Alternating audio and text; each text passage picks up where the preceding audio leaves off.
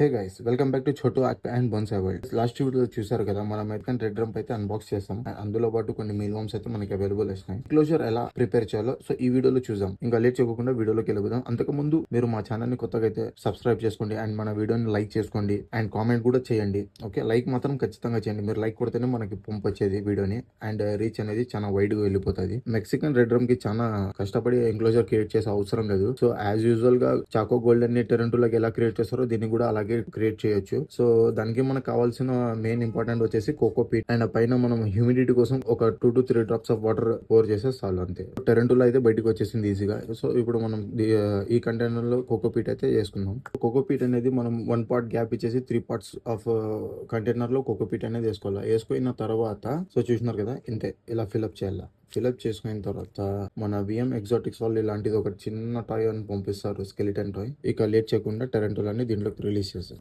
So దీన్ని settle అవ్వడానికి ఒక 2 to 3 days అయితే టైం తీసుకుంటుంది. సెటిల్ అయిన తర్వాత మళ్ళీ ఇంకో వీడియో తీస్తా. సో ఈ వీడియో మీకు నచ్చిందని అనుకుంటున్నా. నచ్చితే ఈ వీడియోని లైక్ చేసుకోండి అండ్ మన వీడియోని పంప్ చేయండి అండ్ సబ్స్క్రైబ్ చేసుకొని కామెంట్ చేయండి. ఓకే, నెక్స్ట్ వీడియోలో మళ్ళీ కలుద్దాం. Until then bye.